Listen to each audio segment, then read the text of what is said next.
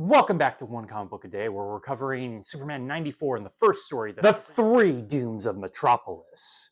I like where we're going, except it's three things again, and Superman's always dealing with three things. It's almost four things, but you can conclude the solution of the story into the fourth thing, even though it kind of feels like it's separated there for a second. So, a crazy crackpot hermit who has a very specific kind of wizardly looking design in the fact that he's carrying around a staff and is in a robe, or just shambles of clothes. He has a wizardness to him, though his hair, man, clearly a hermit, is mad that a new superhighway is going to go through the area he's living in for some reason, because that area seems to be barren. It's sort of that rocky mountainous area that sometimes exists outside of Metropolis where his fortress is supposed to be. That fortress we've seen only a few times. It's been so long it probably doesn't exist anymore. They were kind of showing that off back in like Superman 50 when we were doing some stories that referenced earlier stories, but they haven't been doing that in quite a long time. I'm not sure it exists, as I said. But he's really mad about this, so he claims he's going to bring upon three dooms on Metropolis and shows up three different occasions. Well, the last time Superman just kind of grabs him to save him from a mob there to kill him. They want him out of town, even though he's technically out of town to begin with if he's living out in the mountains of Metropolis. These three dooms are a fog, a fire, and nasty winds, which, as someone who is living several miles away from the Eaton fire, can tell you, nasty winds can bring on the other two.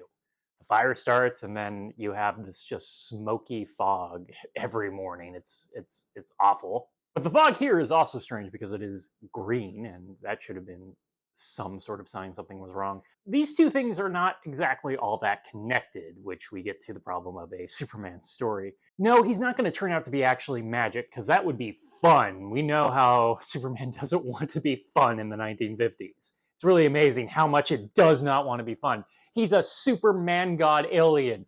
Why is making someone crazy and magical out of line?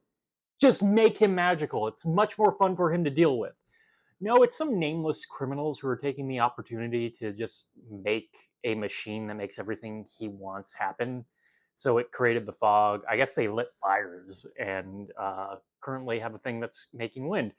Which all it takes is for Superman to, stop for a second and find them. It's just so random of a third act that almost doesn't feel connected. They want to drive everybody out of town by making everything seem like it's actually happening so they can rob it blind. This isn't the first time this plan's been done. Luthor tried to pull this with his own War of the Worlds type event with Lois, which was a lot more fun. That had big robots in it. This just has nameless criminals with a fog machine. I don't know, it's just annoying. When I first read the story, I actually thought that the crackpot hermit had something to do with them, but no, he's not connected. Superman just kind of grabs him and sets him aside. There's actually no resolution with the highway plot. He just takes care of what was causing the three dooms, which was not the hermit, it was the criminals. So we have to assume that this poor hermit guy who doesn't want anybody to build through his mountains where he lives is now out of a home or living in a different part of the mountains, or he's been put into an asylum, which is also not great for that time. I feel like we lost sight of what was the motive of this plot to begin with. I guess for Superman, the motive of this plot was stopping the three dooms, which he did, but I still am more fascinated in what was happening with the hermit, and that is a massive disappointment of a story that could have been something, but what I have is just an ordinary Superman story that doesn't take the premise and go big with it, because he's a big character. Go big with it! I've said this so many times!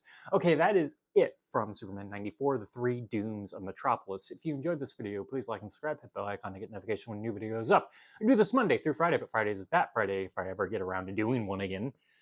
I have another movie this week. I don't have a lot of time some days, especially now that I'm back to writing a novel. And until next time, let us ponder the question, whatever did happen to the man of tomorrow? And why can't I just have a wizard? He's fought wizards before. Okay, have a great day.